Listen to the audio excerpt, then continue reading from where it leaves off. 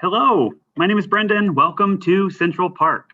We're so excited that you're joining us today for Behind the Park, Restoring Central Park's Historic Dairy. This is the third in our 6-part series, and each of these programs is exploring a different facet of Central Park Conservancy's work, and they feature the individuals who do that work. And so we're taking you behind the scenes so you can learn about the ins and outs of park management and restoration and design. And we've already explored statues and monuments and our rustic architecture here in the park. And if you miss those programs, you can find them on our YouTube channel. We're going to be together for about 45 minutes or so. And before I bring out my Central Park colleagues, Denise Keaveney and Marie Warsh, I want to do some quick housekeeping. I also want to note that my computer has told me that my internet connection is unstable, so let's all collectively cross our fingers.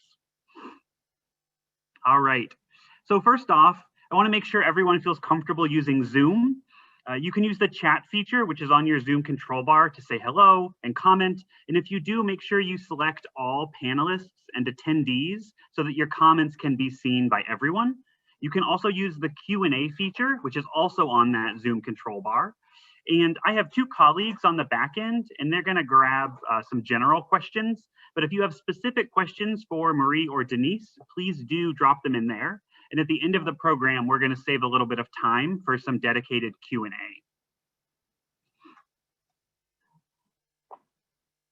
So as I'm sure you know, the Central Park Conservancy is the nonprofit that's tasked with the restoration, preservation, and ongoing care of Central Park.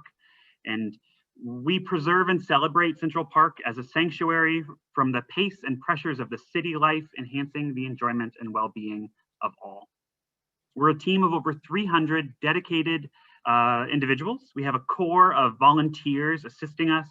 And since 1980, the Central Park Conservancy has been working tirelessly to restore the park after years of mismanagement and neglect. And so over those past 40 years, the Central Park Conservancy has undertaken hundreds of restoration projects, and some of those have been very small, others have been massive, like the 69-foot obelisk that we restored a few years ago, massive and tall. And so today we're going to talk about one of those ongoing projects, which is the restoration of the dairy, one of Central Park's most beloved buildings. And we're lucky today to have not one, but 2 Central Park Conservancy experts. And we're going to learn a little bit about what restoration looks like here at the Conservancy. Because we only have 45 minutes, we're going to learn a little bit about what restoration looks like. But I want to invite Denise and Marie to turn on their cameras, to turn on their microphones, and we'll go ahead and get ourselves started. So first off, I will swap the page and ask both of you, Maurice and Denise. I've now merged you, so let's see if we can do this for the rest of the program. Marie and Denise, please go ahead and introduce yourselves and tell us what your role is and how you came to be with the Central Park Conservancy. Denise, we can start with you. Sure. Well, I'm so happy to be here and to be able to give some insight and background into the work that we do at the Conservancy. So my role within the Conservancy, I work for Planning, Design and Construction, which is a group of approximately 30 people within the organization. I would be considered the senior architect with over 2 decades of experience. I work with 2 junior architects in doing these architectural projects in-house. I also work alongside our landscape architects, obviously, and our historian, our construction managers. And we engage then outside expertise when it comes to engineering and other experts that we would need. I came to be at the Conservancy actually just responding to an open position, but I think the timing was everything because I had previously always worked at an architectural firm, but was interested in actually working directly with an owner. And the Conservancy had just received the funding for these projects at the time, so timing worked out. Fantastic. Thanks, Denise. Marie. Hi, everybody. My name is Marie Warsh, and I'm the historian for the Central Park Conservancy. And I'm really happy to be here. As usual, even though I've done this a million times, it's weird not to see you all, but I'm really happy that we're all here and hopefully getting a little distraction from today's news and really delving into some of these sort of behind the scenes details that go into the great work that we do at the Conservancy.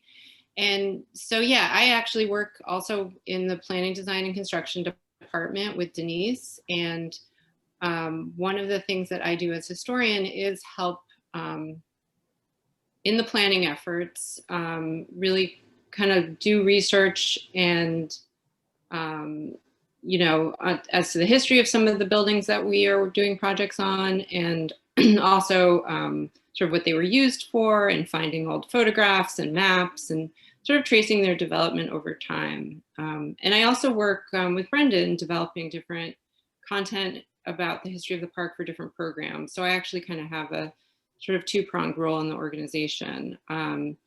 But yeah, I'm excited to talk about the dairy, which is maybe one of the most important buildings in the park. Right now we're looking at a photo of the Belvedere Castle, which is a project that we completed most recently that Denise and I also worked on. Yeah, and I want to use the Belvedere real quick to take a moment and just kind of zoom out. So before we zoom into the dairy, I'd love to hear a little bit about, first off, the kind of Conservancy's design philosophy as it relates to restoration, which I know, again, could be a multi-part series. But additionally, I'd like to just think about what are the main kind of steps that we as the Conservancy take when we're seeking to restore a historic structure like this, and we'll use the Belvedere as a brief example. So for the design philosophy, I guess we can actually ask both of you through your kind of respective lenses what that looks like. Well, I think building off what Marie just said, like Marie, as the historian, would have sourced so much information. And we were looking up for this particular project to be able to have the original drawings, most of them, and so many different historic images. And we really did a full analysis of all the history and all, as you know, as through the decades, the different phases that it went through. And then that aided in some of our design decisions. For example, the paving that you see there went back to historical bluestone paving as it did at the upper terraces. The new roofing at the pavilion, it's gone back to scalloped. So when we actually have an opportunity to replace something because it's beyond repair, we refer back to those historical elements and details to be as true to the historical building. Mm-hmm. Mm-hmm. Yeah, Marie? You know, I'll just add too that I think what we are often doing is looking back at the original design and materials and purpose of the park and its structures, but then also thinking about how does this place or building work in the 21st century and what is it being used for today. So I think, you know, a lot of what Denise's team really focused on with the Belvedere and also with the dairy is how do you also bring this very old building up to 21st century standards in terms of things like, you know, HVAC systems and, you know, dealing with, water you know, infiltration and parapet heights and accessibility standards. It's a big one.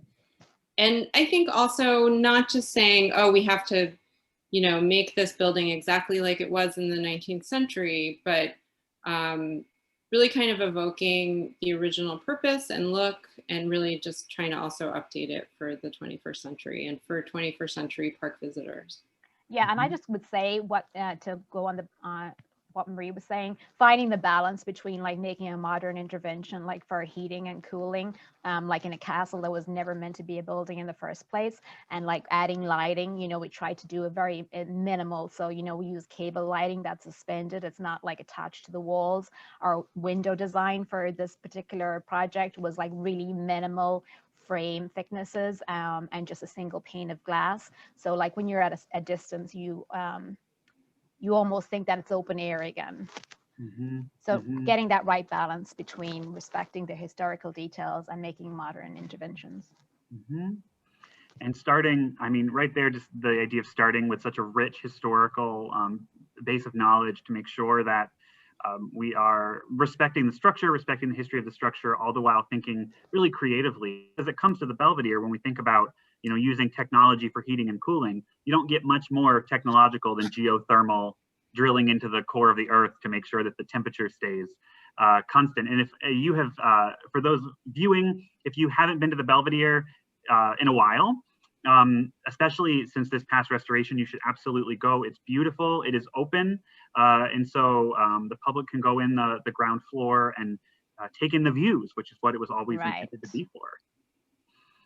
So let's get to the dairy, the building that we are here for. And in past programs, if any of you have seen our program on rustic architecture or statues, I did a very brief kind of history of the topic, but I don't need to do that because look at who we have on the program with us. So I'm actually going to turn to Marie and just ask her, all right, here's the dairy. When was it built? What was its purpose? Why did Olmsted and Vaux decide that this building needed to be here in the park? Yeah, so these are all great questions. The dairy is, one of the most well-known and important buildings in Central Park, and it was created or designed as part of the original plans for the park. Some of the buildings in the park were added later, but this was, what we call an original building. And it was originally conceived as a place to sell refreshments, so sort of like a modern day concession. And I think the dairy is a pretty interesting one because it reveals how, when they were first thinking about and planning the park, they had certain ideas of what they wanted the park to be, and those ideas changed as they started building the park. So as they started creating the park, they realized that they had neglected to really consider children as important users of the park. And so the dairy actually became the sort of main building in what Olmsted and Vaux identified as a children's district. So just remember, this is before there are modern day playgrounds, so there's not these kind of modern facilities for kids. But they envision the dairy as sort of the center of this whole area that would be for children. And we'll come back to this photo, but here's what Marie is talking about right here. So yeah, the southern part of the park would have sort of different amenities for children. So the ball ground, which you see on the left side, was initially going to be for adults to play baseball, but then they decided that they were going to make it exclusively for school children to play field games. And then across the drive, we see that kind of funny little umbrella looking thing. That was the Kinderberg, which was the largest rustic structure in the park. And that was also a place for children to have picnics and play games. And then the building you see, it's sort of labeled number 14, that was the dairy. And what the dairy did was provide fresh milk and other snacks to children and their caregivers. And the reason for fresh milk relates to the sort of ideals behind the park related to public health. So basically, at the time, fresh milk was not something that was readily available to most urban children, and there was actually issues with kids getting tainted milk and just really not having access to what was considered this very wholesome and important healthful beverage. So the dairy provided fresh milk to children and was also a place, just sort of to enjoy the breezes from the loggia. And it was really a vocal point in the landscape. Its design was very prominent. It looked like this kind of Swiss chalet. And that really embodied a lot of the kind of ideals behind the whole children's district, that it was a place of health in addition to fun and pleasure. Yeah, and Denise, would you tell us just a little bit about kind of the architectural style of this building, but also how this building and the style really is part of the larger architectural styling of the early park? Well, this is a combination really of architectural styles. It's a Victorian-like cottage with Gothic revival. The front part, which is a loggia, which is the open air area, is constructed of wood with gingerbread paneling around the perimeter. And then you've got the building itself, which is the masonry building, which has been likened to a country church. It's got a very high ceiling in the main space. It's constructed of schist and sandstone accents at the, you can see them at the corners and at the window surrounds. And you have, in this particular large area for where our current retail is, you've got like large narrow windows with arched tops, which are considered to be for Gothic revival elements. And we also have like finials, the steep slope of the roof. Yeah, and I mean, we are acted in part of, actually, when we did Belvedere Castle, there was a pavilion, which is a standalone structure, part of the overall project, which, you know, was very similar in construction to the loggia with the same wood frame construction. Mm-hmm. These gentlemen, I just love, they look so chill and so relaxed, which is exactly how you should be in this area. And Marie mentioned earlier about milk, and fresh milk was really kind of one of the initial purposes. And this is an image, a print, obviously, of children and adults just enjoying the beverage. But I'm curious, Marie, as you kind of look at this, you know, Denise mentioned and you mentioned that part of the restoration process with the Conservancy, with landmark buildings, is finding the history. What are some of the key sources that kind of your team uses when you're trying to make sure that you can validate something historically? Prints, photographs, books, what are some of the main things that you would look to? Yeah, so so this is a great illustration that, you know, shows us sort of the purpose of the space. I think for more specific details and what Denise, the level of detail that Denise needs, we're often looking more at historic photographs and also maps and plans. And so, you know, we're lucky that a lot of the original drawings for Central Park still exists. Actually, sadly, an original drawing of the dairy does not exist, but for the Belvedere Castle, we had some original drawings, and for some of the other projects, and, you know, places like Bethesda Terrace. So we're often looking at those. I think the dairy was more of a challenge, and Denise can speak more to this, because I think we were looking at details more in historic photographs because we didn't have those drawings. But one of the things I did want to point out in this drawing, because it is really fun to kind of look for details in these. And you can see there's this little building through the opening on the left, and that was a building called the Children's Cottage, which is long lost. And so this is another feature in the Children's District. So there were quite a few buildings, and this is where you could go and get games and balls and hula hoops and things and borrow them. And then on the lawn in front of the dairy, you would play with them, and then you could return them. So this was just another kind of important feature in this landscape. And there's not a lot of photographs or images of it. So this image in particular is often fun to look at because it shows us that building.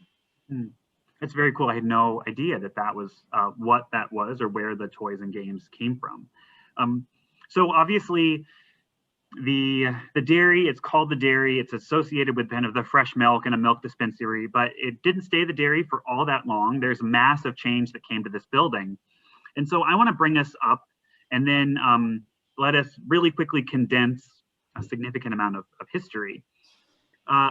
Can we just talk a little bit about change over time? Because when the Conservancy comes in 1980, this building is what we're looking at, which is starkly different from the historic photo that we just looked at. So what changed about the dairy? What are some of the stages that it went through? I guess, Marie, I'll turn this to you. What are some of the stages that we see the building go through over the course of the late 19th and into the 20th century? Sure. You know, after the dairy opened, it soon became kind of a more generalized eatery, not just for kids and not just milk and snacks. So it was a restaurant, more or less, for a long time. And then I'm not, to be honest, I'm not totally sure when it actually ceased being a restaurant specifically, but by the 1950s, it was not in use as a restaurant and was sort of like a place for storage. And this is also around the time that the loggia, which you do not see here, the loggia had deteriorated and was removed. And this is not something that was exceptional to the dairy. So a lot of the original park buildings in the 20th century do sadly deteriorate. And, you know, there are new buildings added, especially in the 1930s under the administration of Robert Moses. And, you know, there's a little bit of a, you know, some of the original buildings like the Mineral Springs building, which some of you may know of, and the casino. And, you know, there were quite a few original park buildings that were even removed. So I think there's also, you know, there's a sense that the park needs to be modernized in some ways, and that, you know, these are kind of buildings of the past. And then I think things just are not getting taken care of properly. So by the time the Conservancy is formed in the early 80s, it's in bad shape, as is a lot of the park. And there's a real sense of, especially some of the park buildings, well, they need to be rescued, and that there are also places that could be good examples of the type of work that the Conservancy wants to do. Again, the Conservancy, no one really knows what the Conservancy is or does. It's an unprecedented type of organization. And so I think they come up with this idea to restore the dairy and make it into a visitor center. And this is really the first visitor center in this way that we understand it today in Central Park. So I wonder if it's even one of the first visitor centers in the park system at all, in, again, the way that we understand it today. And it's a great effort in terms of showcasing what the Conservancy can do, and then also providing information about the park and its history.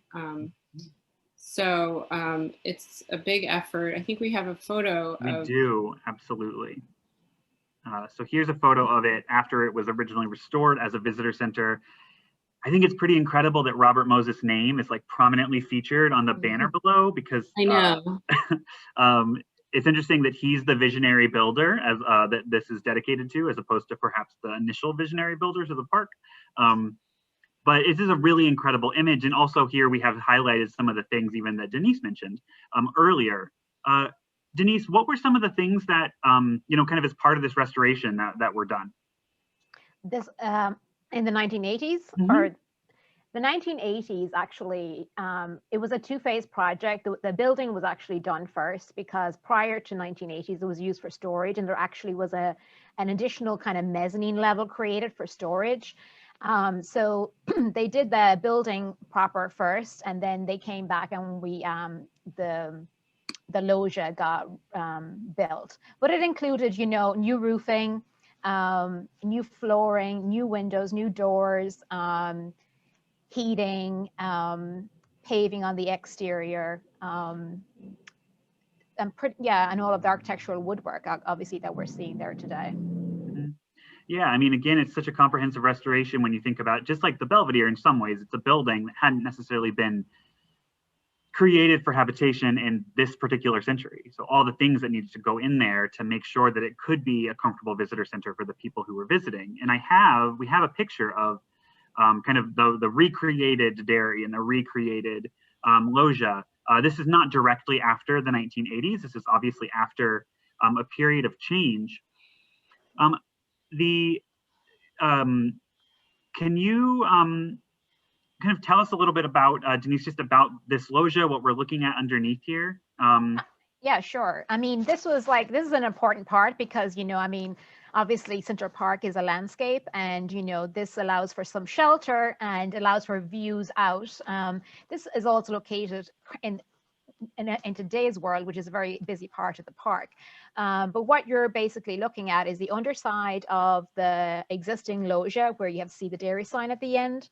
And on the other side, the right-hand side, you can see where there's two dormers that project going south, and you have a cupola at the top of the building. Cupola? Cupola, yes. That's a cute word.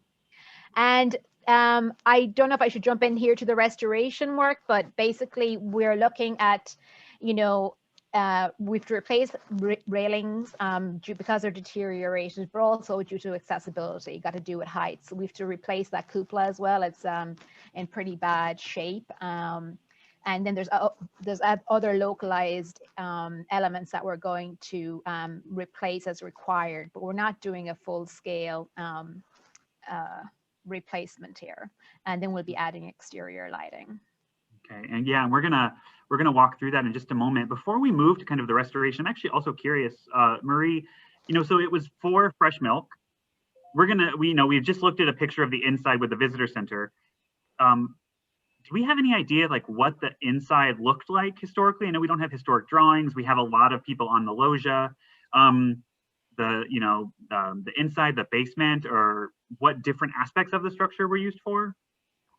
You know, I have not ever seen any images of the inside. Denise, have you seen any? I haven't seen images, but what I do know is that like we have the basement here and it obviously backs onto the transverse road, and there is a door entry from at the basement. And the idea was that all deliveries would be made via the transverse road into the basement. And obviously there was coal chute was there originally. But we, like Marie said, we don't have any original drawings or any photographs, but basically it would be a place for receiving supplies. Mm-hmm. I mean, even that is super cool. I didn't know that there was a door that went to the transverse road, which also, I mean, it goes back to kind of Olmsted and Vox's idea for those roads is to keep that kind of traffic and that the industry out of the park and to let the park be this naturalistic space so the other stuff happens sight unseen, which is really, really cool. So the dairy is currently being restored. This has been a project that's been in the works, of course, for a long time. And here we can see this picture is very recent. The scaffolding. Marie, before the scaffolding even happened, what were some of the steps kind of historically that we took, and Denise as well, to kind of get it ready for this phase of the project? Well, I mean, I think like all our projects, we have to share them with various community boards around the park and with the Landmarks Preservation Commission and the Public Design Commission. So that's a big part of our planning process. And again, as we've talked about, we've sort of studied a lot of the details and the historic details. And then, I know that Denise, and she can speak to this more, really worked a lot with the visitor service team to figure out, how to kind of upgrade the space in a way that meets their needs as well. So it's a multi kind of faceted project and really very collaborative in terms of, collaborative with as part of our community engagement, but also with different departments, kind of figuring out how to make it work. Mm-hmm. And what does it mean when it comes to restoration that this is a landmark? Obviously it means that there are certain stipulations, but what are some of the, and just explain to us a little bit, Denise or Marie, about what that means for us. What additional things do we have to do? Yeah, well, for, it's a scenic landmark, but this building in itself is not landmarked, but we basically go through the same process. It's very interesting actually, because like for the building, it's actually Landmarks Preservation Commission has the binding approval, whereas it's Public Design Commission for the actual accessibility path. And really with the scope of work that we're doing here for this particular project, it did not have to go to a public hearing. It's considered an in-kind restoration, because we're not changing like the design of the windows or anything like that. And we had a few meetings with LPC and we got the approval, and at the same time then we're proceeding with because PDC gives the landscape approval, but also it's reviewed by Landmarks. Mm-hmm. I'm not sure what the first part of your question was. That you got there. You hit all the spots. But I just want to just emphasize that the way the landmark works is that the entire park is a landmark. So we don't really look, I mean, obviously we're working on individual things within the park or individual areas of the park, but it's always being thought of and evaluated in terms of the whole thing. So changes to the buildings, obviously they relate to evaluations of the historic design, but also how does that historic design fit into, or changes to it, how do those impact your experience of the landscape? So, you know, that's how it's being evaluated. And, you know, the Landmarks Preservation Commission does look a little more closely at buildings because that is typically their purview in the city. So they don't, there's not that many scenic landmarks or parks or landscapes that are landmarks. So they're mostly looking at buildings. So that tends to be their purview, whereas the Public Design Commission is looking more at parks and public spaces. So they kind of look more, or they have final say over things like that. So yeah, it's interesting, and but I think it's important to remember, yeah, that it's not individual pieces that are landmarked, but the entire park. No, that's really, it's helpful clarification, and it also highlights, you know, we mentioned already how interconnected the different departments in CPC are, the fact that we have PDC, which planning, design, and construction, which includes so many different elements, and then working with visitor experience, who traditionally works out of this building, with our retail, connecting with outside organizations, that these projects are so incredibly multi-level.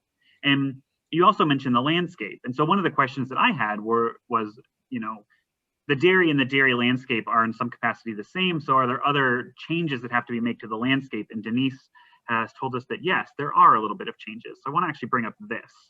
Denise, would you just real quick explain to us what we're looking at? Yeah, absolutely. So to make the actual entrances to the dairy, which is going to be the public, you know, accessible to the public, obviously it's our main retail area, we have to raise the elevation of the paving in front of it at the loggia, and a general regrading all the way back out to the closed east drive. So what you're looking at the top part there is the existing conditions. And then at the bottom, you can see what we need to do in from the closed east drive all the way to the dairy, which is creating a ramp to make it accessible, to lower the elevation in front of the building so that you have it. So it takes like all of this to make it and bring it up to accessibility code. This is going to be a really great addition to the space and opportunity to let more people experience this structure, which is so really cool and really beautiful. We're going to go inside the building. And we've got some pictures that Denise was kind enough to show of some of the current projects that we're working on. And just with the information that both of you have shared already, it gives me even kind of a whole new look on how this project is going and what the project is going to entail. So on the left, we're seeing the interior of the dairy, and on the right, we're seeing a space between the loggia and the physical structure. I guess we'll just start kind of, you know, left to right. But Denise, I'll pass it to you. Basically, what are we looking at? Sure. The left-hand side is the actual main retail space. So we are maintaining all the surrounds by the windows, which are masonry, and we're keeping the existing wood ribs that you see and the ceilings on the slope.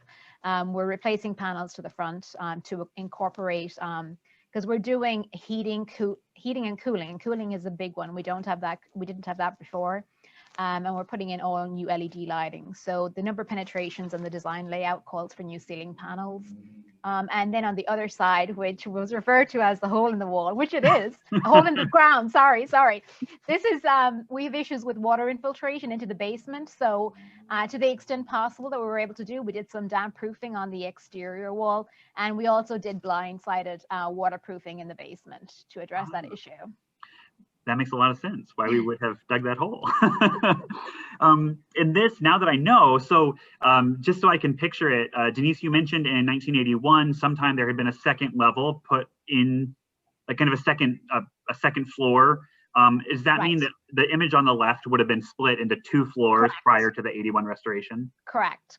That's exactly it. And when actually we could see, you don't see it in this particular photograph, but you could see some pockets in the masonry where the floor joists had been put in for that temporary setup, we'll call it.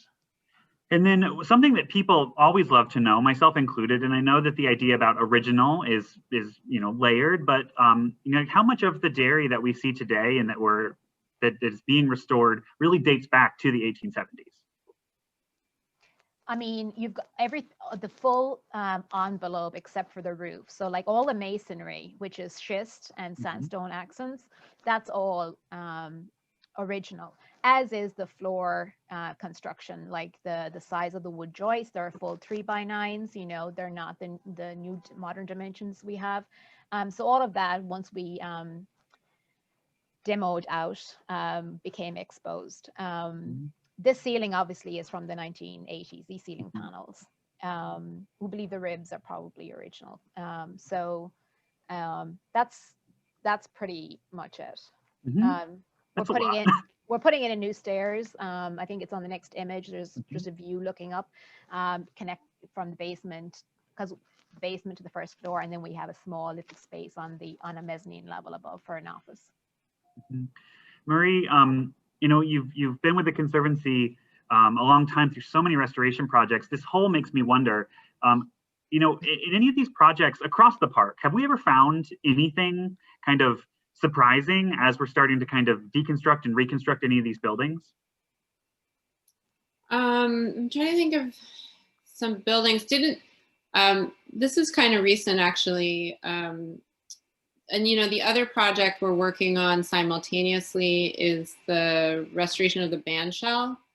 And we found, or Denise found, or someone working at the band shell found a newspaper from, do you remember when it was from? Like the I think it was 1923. 23. In the wall, which at first sort of seemed like, oh, whatever, it's just a newspaper. But it was actually really fascinating, and it was, you know, almost the whole newspaper was intact, and so you could really like read through, you know, what was going on in the news on that day. August 18th, 1923. Oh wow! Oh, you have an image. I have a photograph. And there were some pretty wacky headlines in there, so that was sort of entertaining. Yeah, I mean, we do we mostly find stuff when we're doing landscape restorations, at least stuff that I'm aware of. You know, things like old bottles, and you know, I know when they did the big Harlem Mirror project in the 90s, they found quite a lot of things at the bottom of the mirror, including an old gun, and just lots of other kind of strange things. And then, you know, we have done a lot of archaeology projects. So those are kind of more official finding of things. And, you know, some of you may have followed some of those. You know, we found these fortifications in the northern part of the park, and evidence of Seneca Village as well. But yeah, I think that whenever you're doing this work on these buildings, I think, you know, this is probably the first time that hole has ever been dug in that location. Oh, another fun thing. Sorry, I could keep thinking of more. No, it's great. When we were restoring the cannons that are at the Fort Clinton site, that was a pretty amazing discovery. We discovered that they were actually had a cannonball inside them. So that was pretty wild.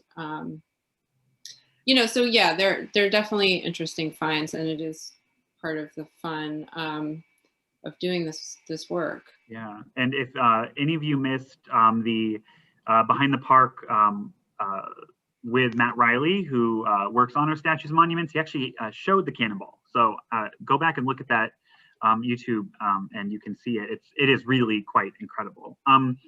So this is the interior, the exterior. A big aspect is lighting, and lighting is something that was on the Belvedere as well. And I actually have two of the lighting images. And so real quick, Denise, walk us through kind of this exterior lighting, what it is and kind of what it means for the building. Well, really, there had been existing lighting here, and some of it had become non-functioning over time.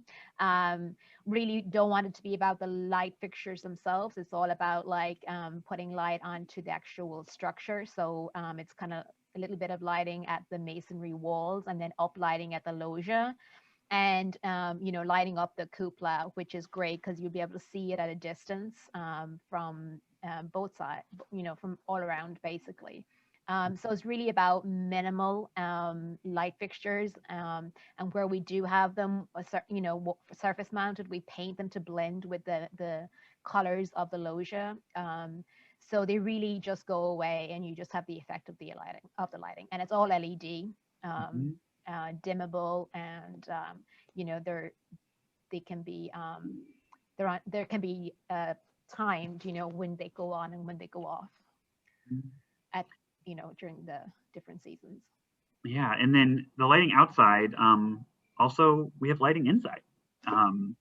Yeah, tell us about this one.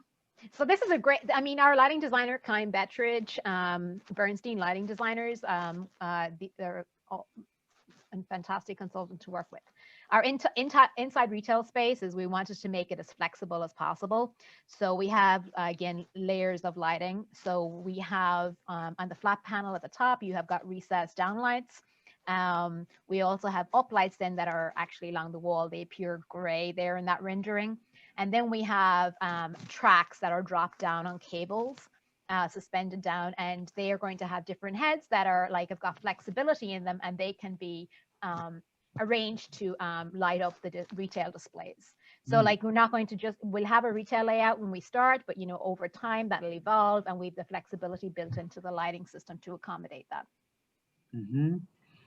It's really exciting to kind of picture the dairy that I know, how it will change, but also just in this space with this really beautiful lighting. It's going to make all of our retail, which is already great, pop even more. Yeah, definitely the star of the so show. We're running out of time, which we always do, but we don't have to worry about that. But I do want to make sure that we go into the basement. And then I also have an additional question for Marie. And then I want to go to the Q&A and see if we can grab one or two. There's a lot happening here. I will highlight that these are two different images. So for all of those looking, there's a white bar that goes down the screen, which separates. The one on the left, I believe, is looking straight up. And then the one on the right is obviously kind of a floor plan.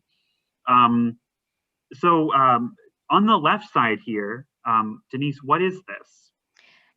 I basically took this photograph standing in the basement in the actual where the stair will go after our existing wood stair had been removed. And what you're basically looking at is when we removed all, you talked about what was the original materials. Well, a lot of the materials, like we had no existing plaster finishes. It had all been gypped, furred out with gyp previously. So when all that was removed, you can see the timber structure for the floors and the roof, and the schist with some brick infill for the masonry walls. So that's where we're in. This is the actual opening where we'll have the stairs. And then on the other side, you can just see a little bit more progress, like running our electrical. This is our duct for our heating and cooling. And to the far side of that is actually where the opening is for the stairwell. And to the left, there is an opening that will bring you out back into the retail. So this is where our staff is going to be located. It's a super small building, so we have to try and maximize every square foot for its best use. And then above this is what's considered a mezzanine, where we have we'll have the retail manager and assistant retail manager. We'll have 2 desks there. But part of the restoration, we were able to take advantage of the fact that we have an attic space over that main retail space and run the duct work that we needed to do for our heating and cooling. So 2 questions. Brick infill, is that why brick infill when inevitably, if a lot of this schist was pulled from the park, there was plenty of rock originally? We do see brick actually in a few places, and one thing to point out is that when we did our research again, which is always key, is that there was reference to the paving at the loggia on the exterior is actually brick with bluestone borders, and that's actually what we were going back with in our restoration. The chimney in this structure is actually brick, and it's no longer functional. Obviously, the fireplaces have been infilled. We do have, I'm trying to think, we have brick at Conservatory Garden. We do have it at other buildings. It isn't one of the materials. We had it at Merchants Gate Comfort Station, but we had it again as the actual terrace, for the paving. We have brick paving at Bethesda Terrace. So brick is a common use material. It's cool to see it integrated with that stone. Marie, I wanted to check, just kind of think big picture and think for the future. What does this dairy restoration kind of mean for, if we think about the Conservancy's been, I mean, 40 years, hundreds of restoration projects. Central Park is as beautiful as it ever was. What does this dairy restoration project kind of mean as we think about it in the scope of the Conservancy's life, as we hit year 40, as we go for the next 40? Yeah, I think this is a really important project, even though in some ways it's somewhat minimal. I think, you know, this is one of our first projects as an organization where we made this really, you know, restored this building from ruin and made it a really prominent visitor center where people could come and learn about the park. And now, 40 years later, we're really investing in its future, you know, in the way that we have been doing in a lot of the other park buildings, and, you know, really ensuring its existence and, you know, really protecting it for the future and for future generations of park visitors. And I think the other thing that we're doing that's really important, as we are, again, with all these other facilities that we've been a little focused on in buildings, is, you know, making it more functional for the current uses and for staff, and really trying to make more space. As you know, many of you know or can imagine, you know, there's not a lot of buildings in the park, and our staff just keeps getting bigger and bigger. And so how do you make room for all these people and all the things that need to be happening in the park? And so I think that's another important aspect of this project is, you know, how do we do all the things we need to do in the sort of limited and sort of fragile buildings that we have. And so I think Denise has been really focused on, you know, figuring out how to make that work. But yeah, I think this is a really exciting project to really kind of showcase how important this building is to the history of the park and to the Conservancy. Mm-hmm. Let's grab one or two questions from the audience. Some of them really pretty easy. I mean, actually, this might not be that easy. When are we expected to finish? Or what is the timeline of the project? I was there this morning and we're really gaining momentum. September 2021. Awesome. It'll be really exciting to walk in there again at that time. Absolutely. Do we know if the cupola ever had a bell or anything in there, or is it just decorative? I have not come across. Yeah, I'm not aware of anything. Mm-hmm. And then was there anything kind of as you were, I mean, I know that you know these buildings and Central Park kind of inside and out, but, you know, as you were kind of reinvestigating the dairy, or even in your initial, as you were learning about it, is there anything about this building or this project that you learned that surprised you? I would say that the open area that's open to the sky, that's between the loggia and the building and between the two entrances, wasn't actually open to the sky when it was built originally. The ridge lines were all at the same elevation, so that must have meant for a dark spot in there. So I think it's actually better today. That was just something in reviewing the photographs as we look back. I was just surprised that it was used for storage and had another level in it to make it better used for storage, and sort of was like curious, like, what did they store in there? Like, what was it? And just, you know, thinking about that time in the park where that building is such a prominent building would just be kind of used for storage is sort of weird and interesting to think about. Yeah. And one other thing we came across, sorry, no, go please. Across this when Harriet, my colleague, went to Colombia, she got a photograph of and a note actually saying that the reason the loggia was taken down is that it was hit by a truck. So it was hit by a truck in 1954, became unstable, and then got taken down. So that was another little. That's also very interesting. Not sure whose truck, but. And then one last question, actually, that I just have, and can you just speak just a little bit more, Denise, about some of the other accessibility features that will go inside of the structure? I know we talked about the ramp. What are some of the other things that we're considering? Yeah, well, what we're doing is the main doors as you enter into the building. Right now, they're double doors, 2 foot and 2 foot. We're making them a single door, and we will have, the push paddle for accessible for opening the door. And when you go inside, we actually brought a restroom on the first floor. Unfortunately, it's a staff restroom, but it's an accessible restroom for staff at the back. But then as we go into like considering the overall children's district area and the chess and checkers, its proximity, that would be our next project. And it kind of for them to work together. And that's where we're looking at planning for public restrooms potentially. So that's an upcoming project in this vicinity to try and really pull the dairy, chess and checkers, dairy landscape, tie it all together and make it accessible.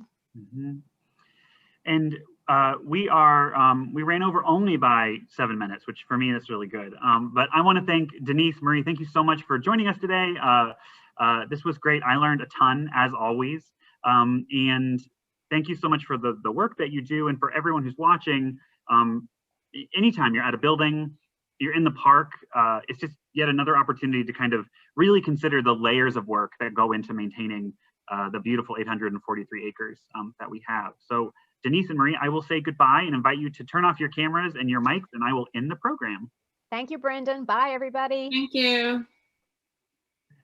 So I want to thank you all so much for joining us today.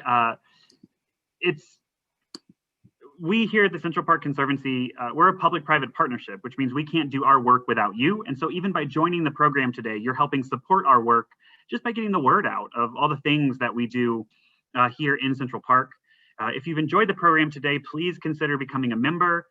You can also visit or join us on one of our other virtual programs. We have virtual tours and weekly walks that happen every Wednesday.